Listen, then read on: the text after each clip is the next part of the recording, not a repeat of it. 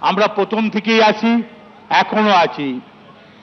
এখানকার অরূপ রায় তৃণমূল কংগ্রেসের all India chairperson এবং রাজ্যের প্রেসিডেন্ট তিনি বিপ্লববাবু, তিনিও আছেন।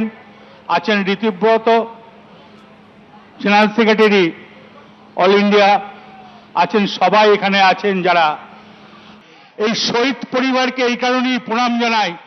শহীদ পরিবার না থাকলে তৃণমূলের এত বাড়বাড়ন্ত হতো না। এর জন্য শহীদ পরিবার মেন। তাই বন্ধু, আমি একটা কথা বলি, তৃণমূল মচকায় তবু ভাঙবে না। তৃণমূলকে ভাঙা যায় না, তৃণমূলকে ভয় দেখানো যায় না, তৃণমূল ভয় পায় না।